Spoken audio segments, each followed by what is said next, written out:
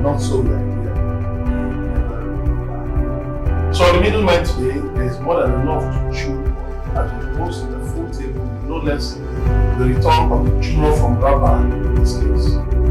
Nigeria to be or not to be. Justice Nnamdi will try to shed some light on the darkness that has enveloped the state hospital. While Kanu will speak externally on what you certainly want to find out. I will be making a case for the freedom of Nnamdi. Stay with us.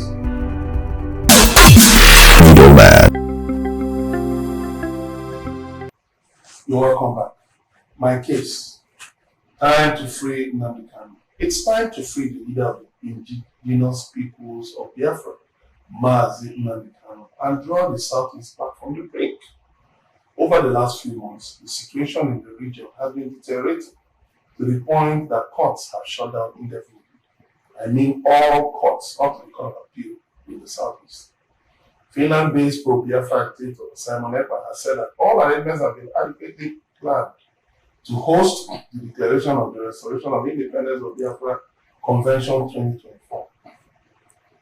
Ekpa actually said that, the convention holding in Finland would lead to the re-declaration of the independence of Biafra.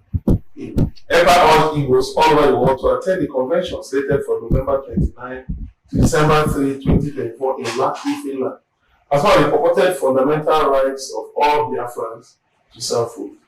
Ekpa, who is the self-styled Prime Minister of the Biafra government in exile, also claimed that over 50 million Igbos have legally voted in the Biafra referendum in recent months.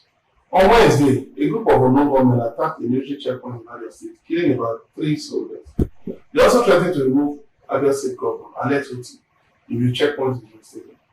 Since MNK, that is Nnamdi, was renditioned from Kenya in 2021 by the Buhari administration, things have taken a horrible turn in the Southeast. This has forced businesses to relocate to neighboring states, leaving the Southeast to wallow in recurring sick at homes, kidnappings, killings, arson, vandalism, among others. Judicial authorities in Nigeria have ordered this relief, but the Nigerian government has refused to end its trial. My verdict. It is time to set Nnamdi free. No more, no less, so that we don't lose an entire region to brigandage. The insurgents in the Southeast say that disruptive activities are a push for Nnamdi's release. So many Igbo youths have been killed as forces in the region, while military and police checkpoints dot the entire landscape. These checkpoints have failed to check insecurity because security forces are more interested in making money than achieving their core mandates. Nnamdi was adopted from Kenya in violation of international law. Years back, while he was on trial, his father's home in Afaraku, Ibeku, Abia State, was invaded by soldiers, and so many youths were killed. This was while he was on bail. He was forced to flee Nigeria. The judge handling the case, Justice Binta has since recused herself from the case. However, the Chief Judge of the Federal High Court, Justice John So, has insisted that she must continue the case. This being done won't help Nigeria. Free Nnamdi now.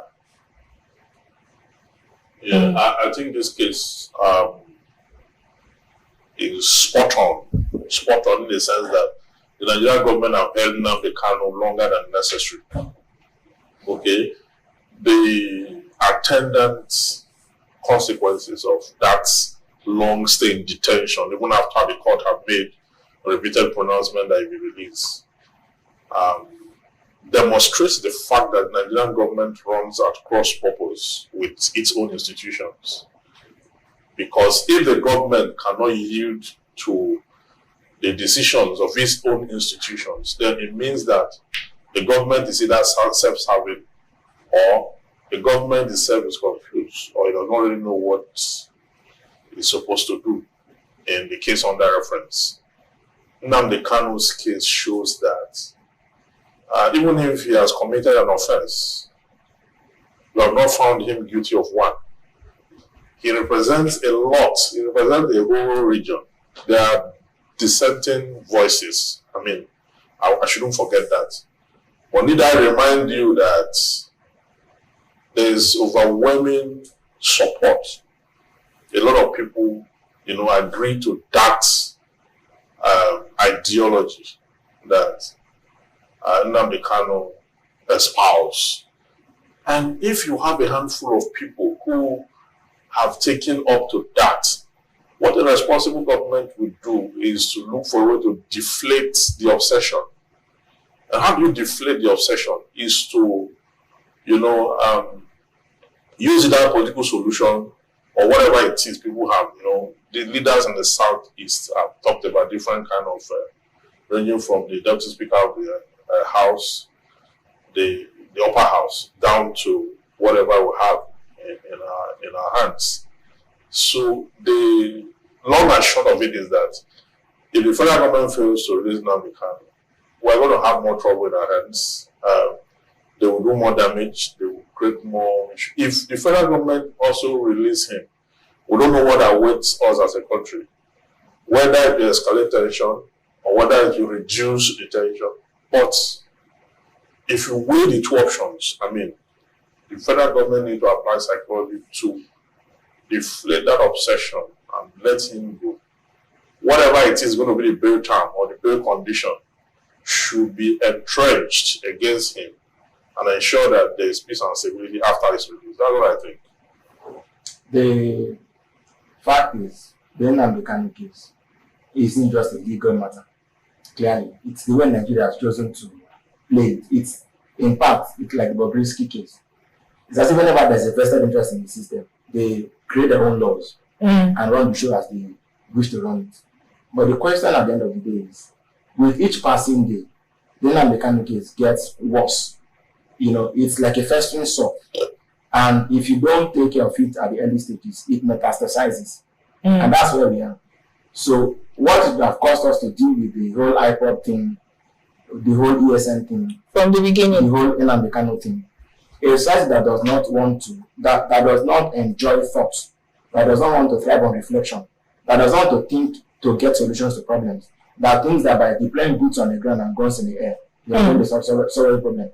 It didn't deal with Boko Haram. It didn't deal with it didn't deal with any problem. Bandits. The time that you just deploy forces at the problem and soldiers at the sociological issue and it goes away has long passed. Nigeria, from its very foundation, wasn't properly put together.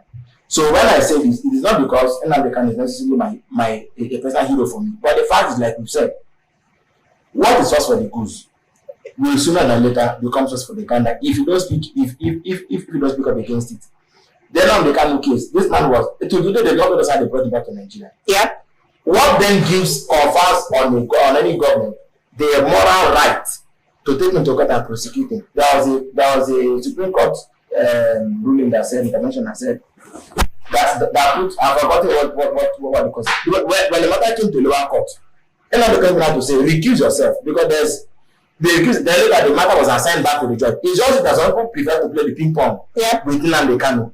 And if we continue like this, the reality is that those who have long talked about the doomsday for this country, we seem to be proving them right. Because eventually there's going to be a cataclysmic or a seismic shift. Yeah.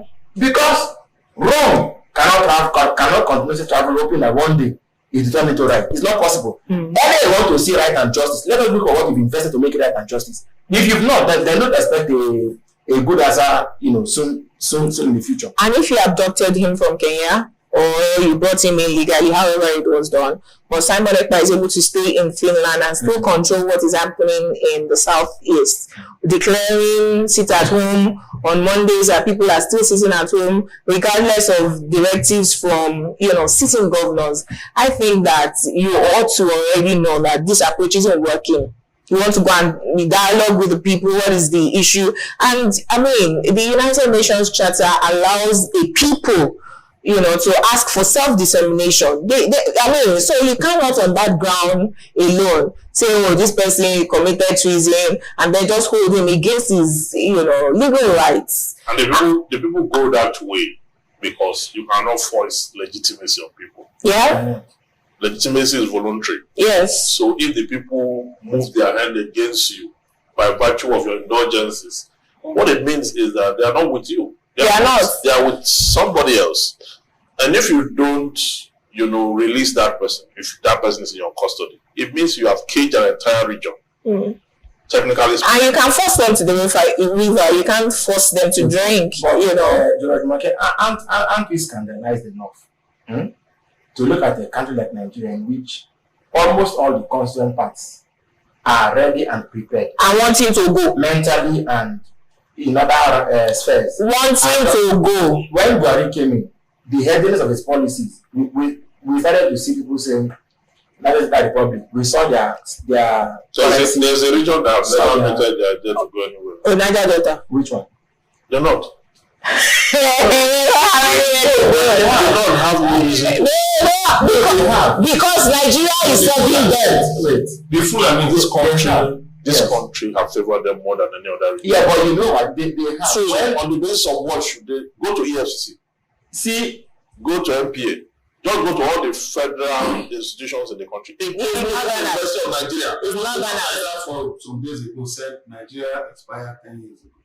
That the edict enacted by the British in 1914. They expired 10 years So they want a referendum. Nigeria has expired. Then we must come together and say how we want to move forward. Now I'll be an individual opinion. No. I am not saying that. Fulani It's unfortunate.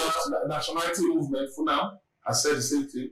Some other groups in the north have said the same thing, that they want to go on their own. They're playing to the gallery. In 2014, President Jonathan conferred a national conference and said everything else is on the table for discussion except disintegration of Nigeria. So if the northern elites, represented by Northern Elders Forum, thought that Nigeria as a contraption expired in that year, and really and truly, President Jonathan was well advised that at about 100 years old, it's time to come and rediscuss and renegotiate the contraption that we are. At that time, they didn't push for that agenda. They did. Hold on. The Lamido of I don't think anything inspired in this Nigerian team. I think people have run out of ideas on how to put the country in order. That's what has happened. I mean, because you cannot just wake up one morning and say that the Nigeria has expired. You habit that you have been unable to improve on after the colonial masters left you has expired. What is the guarantee that if you come up with a fresh Nigeria, you'll be able to manage it? There's no such guarantee. No. So what they should tell us is that we are not able to manage our realities. Okay?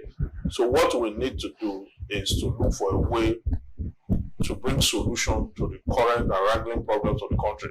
Then that begins to make sense. Then we don't look at how to build on the blocks. What I don't say a country has expired is you giving up on everything it is you have. Yeah, but because when even the North too has played up this politics, like I said, the Nnamdi case is not legal, it's political. And we all know it. When Jonathan convoked the national confab, there was a sense in the way the confab was brought together, and almost everything was to be discussed, including this Fulani herdsmen moving about. The king, he said, if this conference is to proceed this way, he has people will pack and go and join Cameroon. He said it. Nobody arrested him. Yes, he said it. Then, over and above that, after Jonathan won his first term in 2011, they said, no, the South should go with their oil and drink it, that they will eat their yams. All these things are there. Who said that they are going to make the country ungovernable? Everybody is in this country for a reason. They are remaining because the oil wealth in a substantial way favors them. A lot of the oil blocks in the south. But you also know that if you look at the history of Nigeria, there was no time the North actually yielded to independence. Mm-hmm. You know that the southern part of that got independence in 1959. Mm-hmm. The North weren't ready to give in to any kind of what they felt. They were not really ready. They are not, for one, they were not academically forward moving. They had just few hands. They felt that they would be overridden. Okay, as at the time we are coming to independence. Mm-hmm. The Southwest had conceived, as at 1958, they were already mobile. More than ready. You understand? So, but what we now have is this same North that's saying the country has expired. Okay, it's the same North that never considered to the idea of countryhood in the first place. So even when they eventually came to countryhood, they gave a caveat, which is that the differences of this country should be addressed. That the differences of this country should be addressed. You had Nnamdi, you had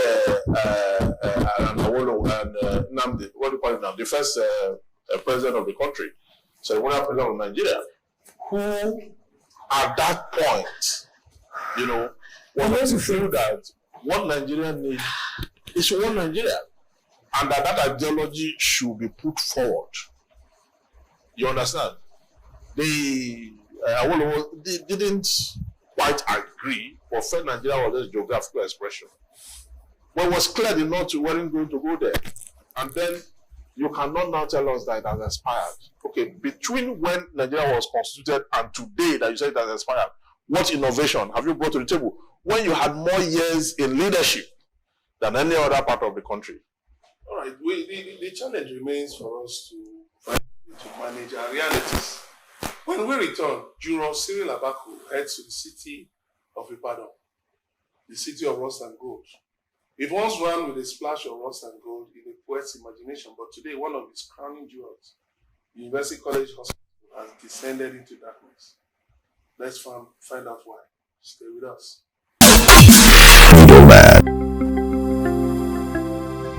My case, UCH in darkness, the Ibadan Electricity Distribution Company, IBDC, has officially confirmed what was already known, that it has disconnected the University College Hospital Ibadan, UCH Ibadan, from the national grid over an outstanding 400 million naira debt. Until I find a better way to spell shit, nothing could be more shameful. On Monday, patients at the UCH, I must add UCH of old, staged a protest following incidental power cuts at the facility. Nurses and doctors have been using lights from their smartphones to find their way around. The demonstrators said there had been no water and electricity at the hospital in the past 17 days. The protesters expressed concern that the lack of essential services has continued to lead to patient deaths. Now, for context, some persons have blamed the IBEDC for, guess what, placing the hospital on the Band A tariff, the most expensive electricity band in the country. But I wonder where else the hospital should have been. The first cut was in February. At the time, the company said the hospital owed them about 500 million naira in electricity bills alone. But this time, even the surgeons of managerial acumen left and asked, not sure of how to bind up the wound of darkness. IBEDC spokesperson Osola Mituwashi confirmed that the disconnection was due to an outstanding debt of 400 million naira, and that the UCH had yet to fulfill its promise to pay up. She said, while the company sympathizes with the hospital, it was compelled to take drastic action because it is being pressured to meet financial obligations to stakeholders, understandably. Who does this for charity? I don't know. In the statement on Wednesday, Fumi Abe-Tu, the UCH spokesperson, said the hospital's management has held several meetings with the USCO on how to pay the debt. Obviously, this is not the case of two fighting, but now a case of two talking. While the countless numbers of the dead and dying continues to soar. I get it. The hospital has now told patients to embrace alternative sources of power. They, that is the hospital, are using backup generators to power critical areas, including emergency department, operating theaters, intensive care units, laboratories, among others. I am ashamed, my dear country. I am very, very ashamed. Please let me just quickly tell you that this Band A scheme is a scam, total scam, where all of us, rich, poor, average, middle class, all of us have become bandits. You can no longer afford electricity in Nigeria. The electricity where you have to now switch it off because it is so expensive If you used to use 100,000 naira a month before that, you were putting on 7 ACs, 8 ACs at night, you are now using 100,000 naira in 6 days. If you use 250,000 naira a month, you are now using it in 1 week. My neighbors who used to use 20,000 in a month are using it in 2 days. So you can imagine a hospital where you have several, medical equipment that you're going to need electricity for. You now put them on this same band A, which is 209 naira 50 kobo per kilowatt of power. And you think that anyone in Nigeria can afford it. So the government think that they are providing electricity by making it so expensive. They now tell you, oh, we are going to supply 20 hours. By the way, they don't supply 20 hours. It is always national grid has collapsed. So you increase the rates, but you do not have the capacity to supply the electricity for the rates that you have increased. It's just a scam. I think that for the hospital to tell patients to use alternative means of power to cater for their own need under the roof of that hospital is shameless. The fact that they've taken them off the national grid should inspire them to now have an independent power plant. Absolutely. The hospital should have that capacity. Whatever it is, they want to find the resources to do. The institution belongs to the state, right? It belongs to the state. So, yeah, that's what I'm saying, the sovereign. The sovereign. So why can't the federal government, because it's the institutions that are critical institutions, they provide necessities. You cannot put people under such condition and then come to parade in the corridor to tell the patients that are half dead, that you are giving them instruction to do what? Yes, to have a 30 power. So this is one of the cases where you address in this country, and I begin to fall back to my case to live or not to live. It has become so difficult to understand where our problem is coming from. Before now, I thought I knew where it was coming from, until I went to dig deeper and found out that the problems is not coming from anywhere, it's just raining from everywhere. Mm-hmm. So at the end of the day, how do you, the investors or prospective investors who are reading this now, yeah, what should go on in their minds? And if you look at the IMF now and the World Bank, they are gradually, because they don't want to be counted among those who failed. Yes. Or be part of the institutions that were offering consultancy under a failed state. They are gradually looking at the issues like, well, maybe these people are aliens. Maybe what we should just be doing is just to keep quiet and be looking at whatever they're doing. When everything finally collapses, we'll let the world know that this thing, because entirely that decision. Yes, We'll just go to the airport and take off. Their decision. So I think this country needs a proper solution. And the proper solution I think is the emergence of leadership. Yes. Unfortunately, the electoral system that should compel the emergence of leadership is failing or has failed. So we are left with no mechanism, no machinery to incubate and birth the kind of leadership that will move Nigeria forward. So if 2015, we had a meeting in my estate as to how we're going to go about the election and to ensure that it was free and fair. The CDA chairman, during the election, I was running up and down because I discovered that my neighbors, everybody had sold their vote. So I went to meet the CDA chairman and said, we had a meeting last night. See what is going on, sir. He told me that he doesn't know. I got to know 2 hours later that he sold his vote the night before. He's even an old candidate. He sold his vote before the people I was complaining to him. So I was running up and down in the sun looking for who I can join forces with to protest against that. I didn't find one person. Everybody sold their vote. That's coming to my own case. You understand? So at the end of the day, you find out that even you see all these people saying, Nigeria should get better, we want to change the country. When you get on the stage with them, you'll be standing with them, you'll be standing alone. I think, for me, the entire system has failed. Absolutely. Every sector has failed. And those in power have got to a point of extreme unshockability. I just came back from Bayelsa State. They've been without power.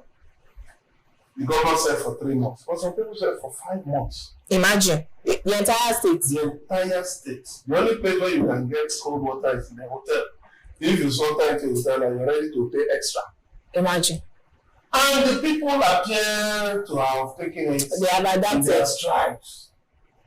You know, and you just wonder that why is it that Nigerians are no longer shocked by absurd things? We are all complicit. True. The irresponsibility goes round. Very true, sir. Because you see, when society gets to a point where people are not ashamed of certain things going on, then there is a deep psychological problem. In fact, maybe even verging on the psychiatric. You only see that the people are getting mad. I actually agree. The people are getting crazy. Because what is wrong is wrong. Let's go to the UCH example. What will it take? UCH gets subventions from government. What will it take? That The is world gets to them, right? No, it does. It does. At least to some extent. It just aids too. It does end on the table of the chief medical doctor. But the point is this: in running institutions around the world, Harvard University and all that, they depend on endowments, they depend on their support from their alumni and other sources, donations and all that. Now, that is why you see hospitals, they set up trusts. If we have a UCH trust, you will see that even the ordinary man on the street, some people can even donate as little as 1,000 naira, 2,000 and things like that. Now, from what you are getting, what you are getting as IGR and subvention, you can remove a portion from it and put it into the trust. If the trust is managed by seasoned, God-fearing and honest people who will not dip hands into the trust and start taking care of their own needs, you will see that whether it's band A or anything, they'll be able to get by. That is one. Two, this is an opportunity for the Oyo State government to actually invest in. Because if there is a situation where you can make 500 million within a few months, come on, that should tell you that you can use gas. Lagos by the expressway leads to Oyo State. You can use gas. Do you know, okay, you have the AKK, what they call the AKK? Ajakuta, Kaduna, Katsina pipeline going to Morocco. And then some states now have started keying into it. So if a state like Oyo State key into it, it will mean that it will just, either it can tap from Ogun State. It can have a discussion on the gas company, tap from Ogun State. After all, a private institution like the Redeemed Church of God, their redemption camp, redemption city is powered by gas turbine. Yes, it's another problem, right? Yes. So if look at Power Aluminium, they have an embedded license, embedded power license. Common Investors power plant. This NASCO in Plateau State, that power plant, I think they put like 3 megawatts or so. It has been there for many years, for decades. I think people before Nigeria's independence. And they're still operating. That place, light has never gone out for 1 day. So the thing is that, like somebody said, that for God so loved Africa, that he gave us many problems. Solve one, and you create prosperity. Solve another one, prosperity. But our problem is that we still think that we must depend on this national grid. It is this culture of laziness. That is why they not have just three major sources of power to the entire north. Now, yesterday, vandals attacked Lokoja, Babalada land. So what it means is that if those three major sources are down, the whole north will be in darkness. Now tell me, how do you run a country like that? If people cannot see opportunities in problems. Very true. Then there is nothing you do, like Cyril said before we started this program, there's nothing you do, honestly speaking, that can lead you to a solution. It's pathetic. But sincerely, if I was part of the management of UCH, I don't think we'll be lamenting like this. My first child was born with a torchlight. Yes. Yes. Ministry of at the Ministry of Apple and at the Ministry of Hospital. The light went out. My wife's aunt ran out. Although she not saw somebody with a torch. Oh, Jesus. Grab the torch. She didn't just grab the torch from the person and ran back. Someone. That's how my daughter. Someone gave birth to a quadruplet at Akute. It was premature. They moved them, the babies, to the hospital. There was no light. Yeah. They said they have only one, what do you call Incubator. They want to put one in the incubator. The incubator worked to a point. It stopped working. Oh. They brought that one out. They now spread the children on the ground. They started dying one after the other. Jesus. In this country. 4 children. You know it's one thing that In night. this country. After my daughter was delivered, I now saw some pregnant women still waiting in the darkness. I called one of the doctors. I said, what is going on here? Wouldn't you have a generator? He said they have, but we don't have fuel. I said, okay, thank God my daughter has been delivered safely. I will go and get fuel. Wherever it is this night, I will look for fuel in Lagos and that night I had to go and look for fuel with my car. I drove some fuel. We drove on till we got somewhere where we got fuel. And I took it back to the hospital. You know, really, I got to that hospital. They poured the fuel inside the jet, started it. See the way the whole place suddenly came alive. People running up and down. And I said, what? Just because of fuel. Is this how a hospital will be running? Government owned hospital. A military hospital. And we won't we still don't know our priorities. Our priorities are Lagos Calabar Coastal Highway. When 9 trillion. Given the pedigree and position of a hospital like UCH, what one would I even thought was that? Because it has international recognition, can't we turn it into a signature hospital for the continent or even in the world, and then make sure that those who go there are those who should have been going for medical tourism abroad. Then create alternatives for that people to still go. But instead of doing that, you have UCH, you have LUF. At least these two are national. And the doctors that are there will go and build their own. We refer people to their hospital. That is not a problem. A former MD of NNPC, Jacinda Obaseki, he actually said that NNPC will designate some hospitals, teaching hospitals as national centers, centers of excellence, and they put structures, here and there. But what has happened? The words and all that they do. What has happened to them? I don't think it costs so much to to get these things done. It doesn't cost at all. If you look at the amount of money these people steal when they mention it, It's those funds can fix hospitals. I mean, hospitals should be the list of our problems. You go to South Africa, by the time you get to a gate of a hospital, indigenously owned, you will see how things work. In Africa here. So why can't you fix it? What is there that we cannot fix? Zero rocket science. I think we've had enough of no government, and now we really need the government in our country. When we return, the junior from Rabbi has his score to settle with an adult who can't walk without baby diapers on. Who else other than the country? What it is. Stay with us.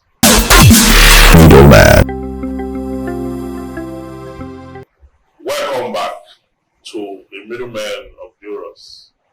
My case, Nigeria, to live or not to live. Nigeria has taught me too many lessons in one lifetime.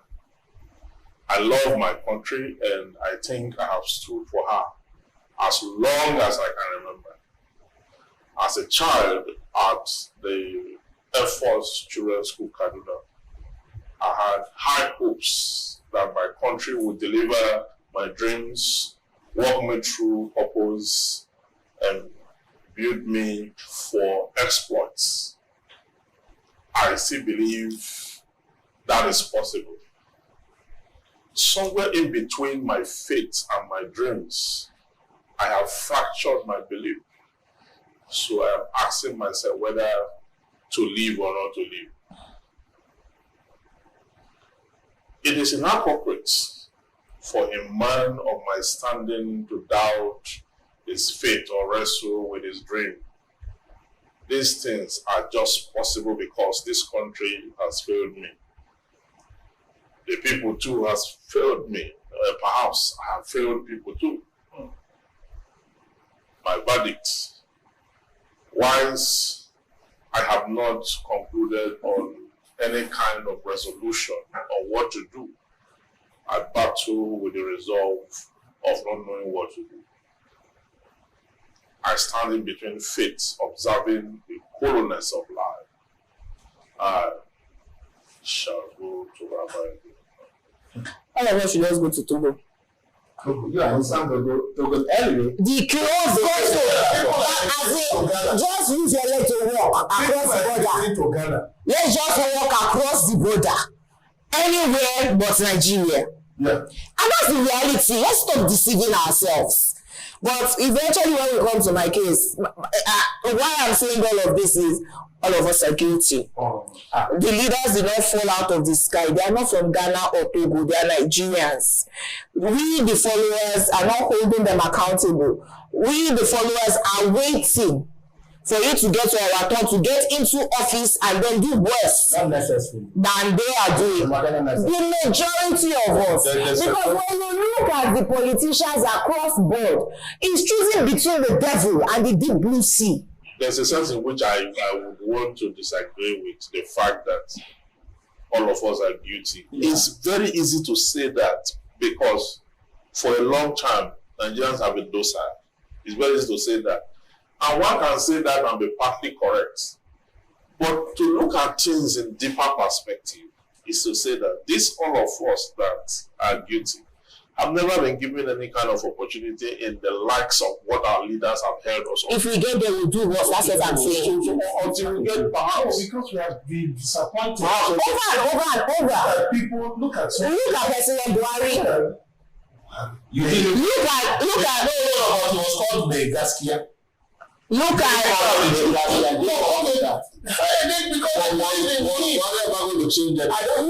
Yemi Osinbajo. We don't have changed anything. Okay, Look at Yemi Osinbajo. Bola Tinubu. Look at the civil rights, civil society activists who have become the worst coats of today.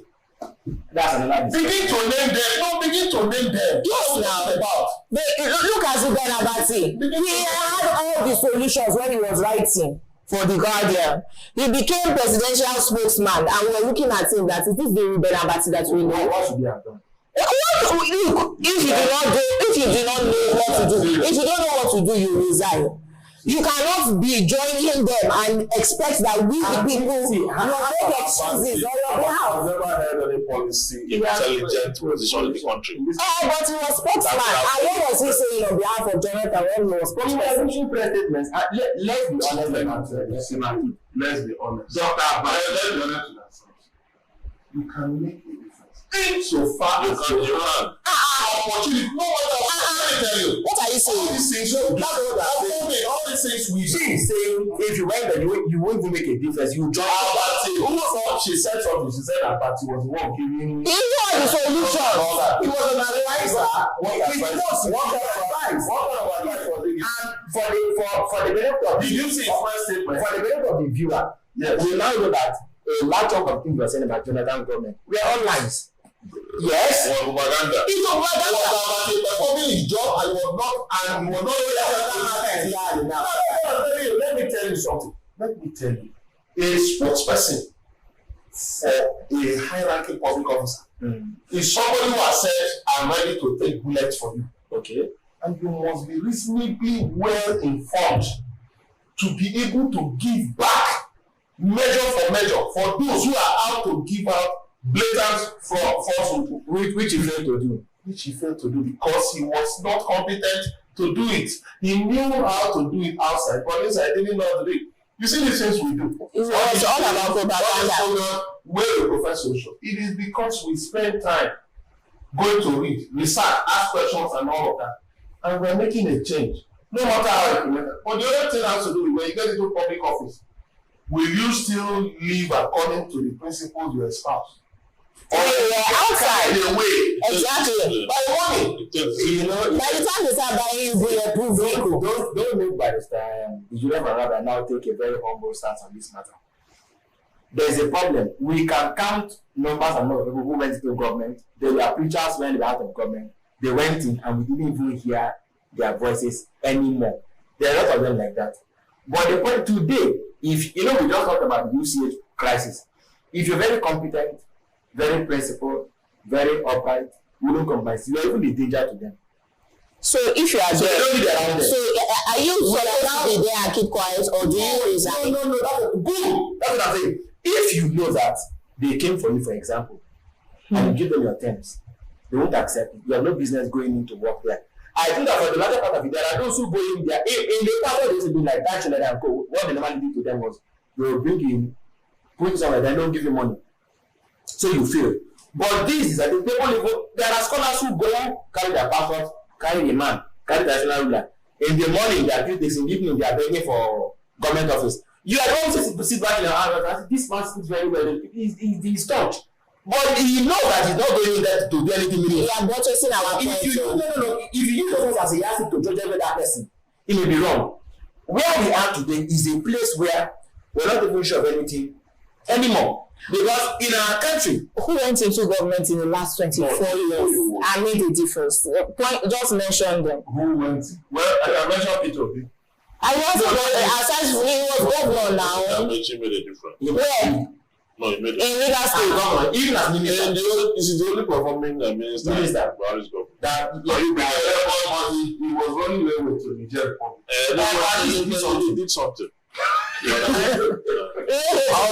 How be it that the person leading the country at that time was not competent to lead a local government, but accidentally was leading Nigeria to But she must be emulating Nnamdi that fought for him, telling us that he was the Messiah Nigeria needed. But he performed. When you talk about if you want to rate them, how be it low. But somebody like Ruben Abati you called, the reason I objected was because that he was not a minister. He was a spokesperson. Yeah, not a minister. A spokesperson is it's not giving fully to governance. His is just Dr. Jumoke Ojuwole. Prepared documents. Dr. Jumoke Ojuwole. Listen, sir.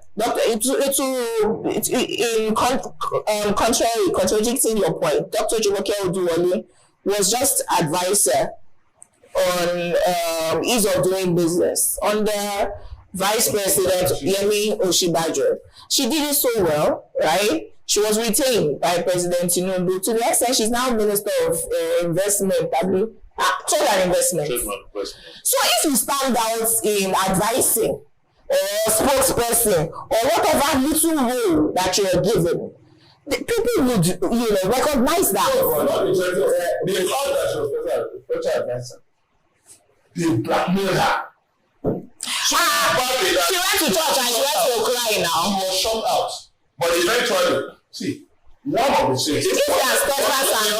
Let's call out those who are on the line of policies. I will call out for instance. You understand? You know why? Those on the line of policies. Since Not people who are edging. since the colonial era, there has been this issue of rail lines going vertically in Nigeria. No rail line runs Across. And that is, I thought Rotimi Amechi, with benefit of hindsight, would have corrected that historical error. They said they planned it, but they didn't have the budget. No, but there is a rail line running from Itape to Abo. And this is Abo within striking distance from Onitsha. That he could have connected, then he could have taken backwards, even if he had landed in Benin. At least that would have been a start. If he had done that, he would have opened up many places because one, that rail line would have gone from Akko into Kwane, where you have vast gas fields. Even if they had to look for a loan, they could have crossed the river Niger to Onitsha, or Obosi. And then bring it through. Yes, and then continue like that to Port Harcourt. And then free the road. Free the road. Let me tell you, if you had done that, even if Tinubu is doing a highway from Lagos to the Sahara Desert, nobody will care because you know what? Railway whether we like it or not, will be the game changer for Nigeria. But that project is a Federal Executive Council project. Yes. Rotimi Amechi cannot wield it. I know. So if you have started, if you had muted it, nobody know whether he did that or not, and then gain support at the Federal Executive Council. Of course, that contract cannot be awarded by the minister. It has to be awarded by FEC. So he would have pushed it. Governance is not easy. I be fair with people leading. Is democracy working? It's not working. Because the thing is this, for me, there are little things we can do that will be game changers. Right now, we don't even have the resources. Purchasing power is low. People are disoriented. Let's just go to Togo. To live or not to live. Let's just go. Togo is not a safe place. What are you going to do in Togo? Plant yam. This corporation will overrun that Plant of A metaphor where it's a metaphor even if it's not planting up. I have a friend who said one time that they are attending citizenship of Saint Kitts and Ives. And I mean, that you go and buy citizenship. Let's just go anywhere but Nigeria. You see this thing about this citizenship of. Let me give you an example. Sorry, sir. Let me just paint the picture for you. You have money. There's no light. There's no fuel. You manage to get some cash into your ATM card. You guys join the queue at the filling station. You wait until when it's time for you to buy the fuel. You put your ATM machine card in the POS machine. The money will not dispense. Then NEPA takes. I don't know, light goes off from the filling station. All kinds of food. Deliberate inefficiency. You see, then the blood pressure starts to rise. Deliberate inefficiency. So I think we see when we've hit the tarmac. We've hit the tarmac. Now, it's not just solution we're looking for now. Because we think the solution we're looking for. What we're looking for now is much more than solution. New game changer. Yes, much more than solution. We need remedy. We need solution. We need orientation. We need a retooling of the entire system of the country called Nigeria. To move it forward, we have to do something. So when we return, Olajumoke and Nnamdi have a case for Nigeria's existential confusion at a crossroads of national self-contradiction. Stay with us.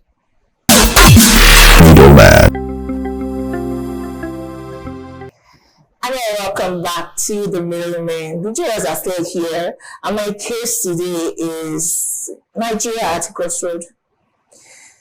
Do you believe that my President Bola Ahmed Tinubu has been accused of being a CIA agent? I do not believe.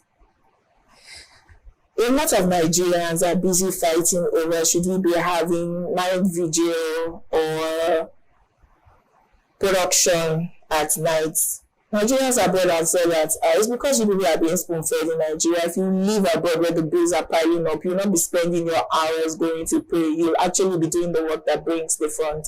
What amazed me was the pastorpreneurs whose business is under threat because of all of these discussions are throwing mud, left, right, and center, saying, is it the church that has made Nigeria not productive?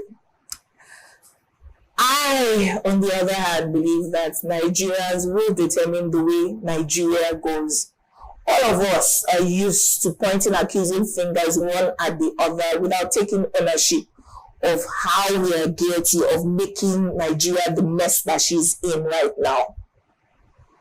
My verdict. Based on my question last week, which is who will save Nigeria, and I said that you and I will save Nigeria, this week, I'm also saying for Nigeria to be a great country, you and I must take ownership. Well, for one, I think that the role of the church is spelled out. From the Holy Writ, you could see that the church is there to inspire. Okay, so take care of the spiritual needs of. I've never seen a church in Nigeria or a church in Nigeria where they had to undertake service Monday, Tuesday, Wednesday, Thursday, Friday, and spend the entire 24 hours doing that. So if you have churches where they go twice in a week and they spend an average of 4 hours within that space or more, that may not be too much. But I think I understand what Peter is saying, what he said there, and I understand why that emphasis should be placed on work. Productivity. Yes. That's yes. You cannot pay for money. Yes, productivity. That Jesus didn't pay for money. Yes.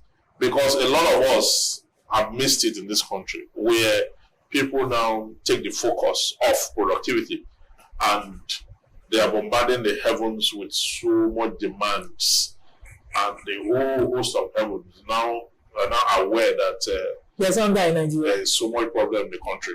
The system also encourages it and all that. So he is saying these videos, let's even night let's turn it to night shift. Let's make it productive. Yes, and I absolutely agree with him. I agree with him to that extent, that make it productive. But you see, I think that address is more to the people than the churches, because if the people, the churches will be affected. That's why they are coming out to fight. The organization also organize videos. Yes. If the people are this serious with their lives, they should know that it takes productivity to exchange of value. They also have videos. Yes. I not at the detriment of production. No, what I'm saying. You cannot be having church service, for instance, every night and expect to go to work in the morning and still give your full.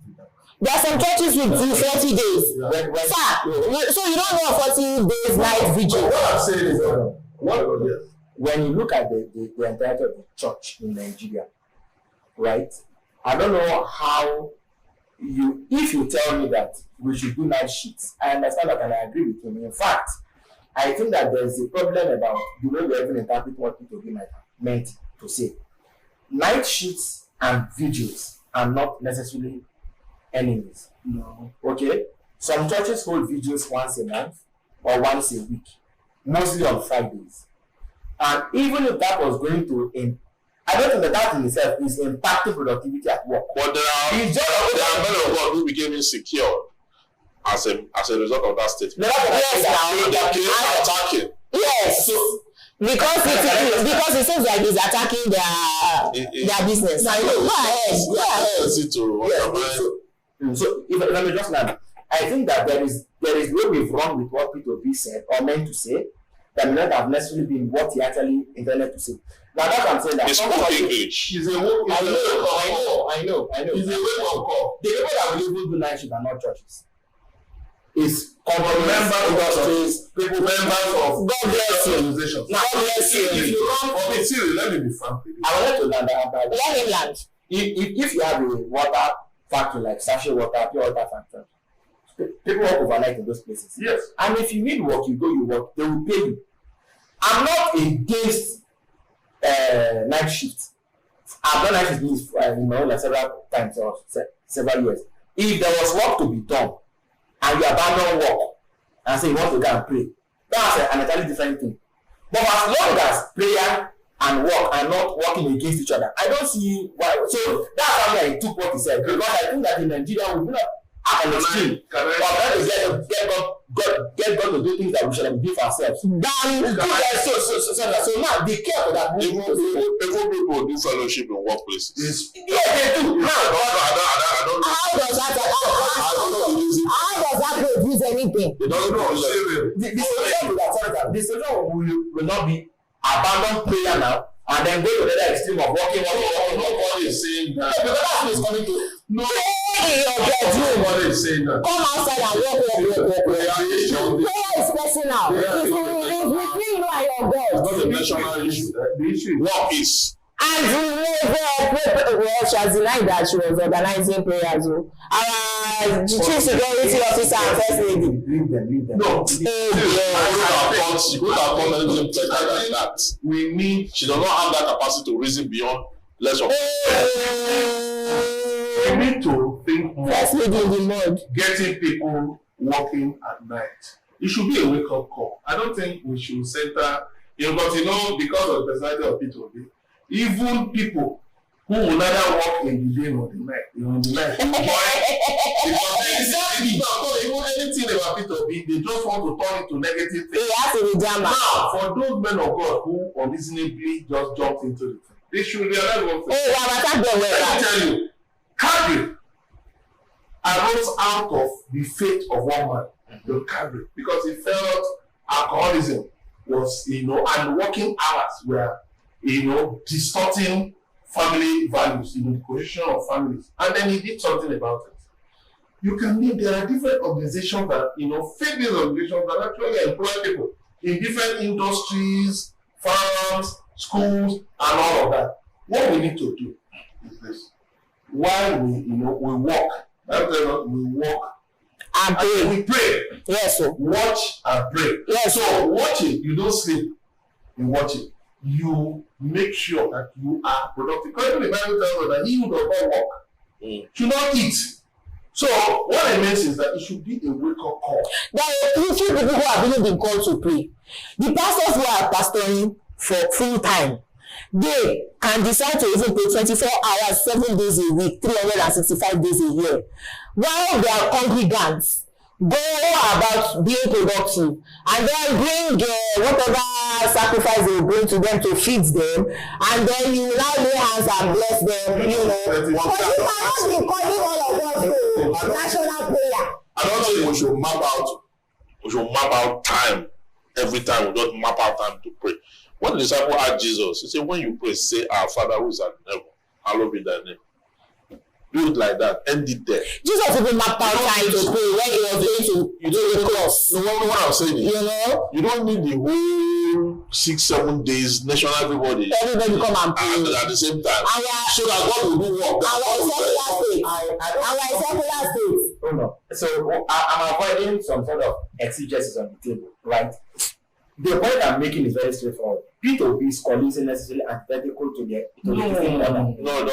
So we can just use churches as an example. So what we are saying is that prayer and work can work.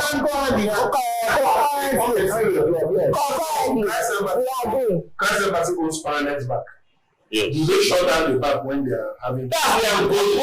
Then some other churches have Anglican churches and Catholic churches. They have schools. They have hospitals where all the people during church service. They were doing shit. The men of God who turned it into a campaign, they miss the mark because they did was affecting their children. All they need to do is this: encourage members to work. I went into family. As for this church, we can't just be. There are different matters that I talked about. So the president, the president, as is actually a court finding. Is the Nigerian president an asset? Is the court that will determine that? I find it difficult to believe that. I think Nigerian president is a liability. I differ in that postulation that all of a sudden. No,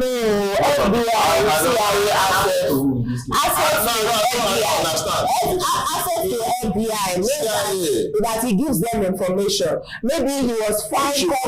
What David Only was trying to dig out was, the documents on his forfeiture, right? And they said, this would expose our national security because this person is an asset which could mean anything. No, they didn't say that. They said it could impact national security. Now the question would be, the judge ought to ask them, what do you mean by this revelation? And the matter is important. Yes, so let's wait for one. It's more of a liability than an asset. Because why?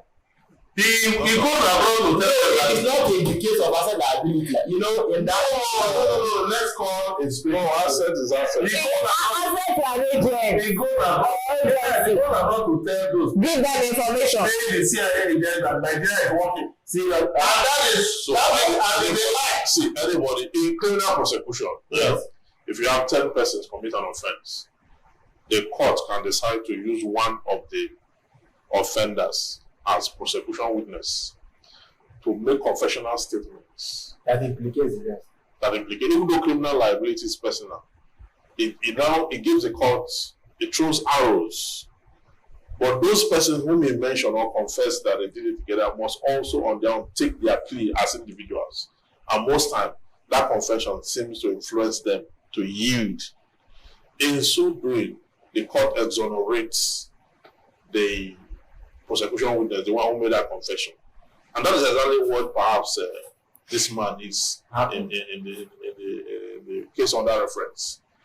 But deep down my spirit just repulsed that this man is an asset. When I look at his face and see the decision he has taken in the past 1 year, my third point of Nigerians taking responsibility for Nigeria being a great case, because all of us keep on pointing accusing fingers at one another. So we all accuse politicians that are in power now, and then we get into power. Like I mentioned earlier, we discussed that. We get into power and we do worse than people in government. When President Jonathan was in his plane, President Buhari, Lai Mohammed, spokesperson of APC, they were in every TV station saying they could do it better. 8 years, they took us back to 1984. We thought that was the worst that could happen. Marshall said that this serious government feels like in 6 months. They are back players. I asked him that question after he had been there for years. Like, sir, are you a bad player? He denied. I saw that. He said he didn't say that. And then this government, you see how Bayo and Oluga and all the people that we thought were, respectable journalists are now doing in less than 2 years of this government while they're failing. Another set of persons will come again and start to fail. So I believe that unless and until all of us agree that we will do better and be better in the current positions we're in as individuals, Nigeria cannot be a better place. And that's all on the Middleman today. We hope it's been worth your while as it has been for us. Do well to join the conversation by leaving a comment in the section and subscribing to our pages across social media at Enterprise TV7. You can also visit our website at www.enterprisetvnews.com. Until we come your way again, it's bye for now.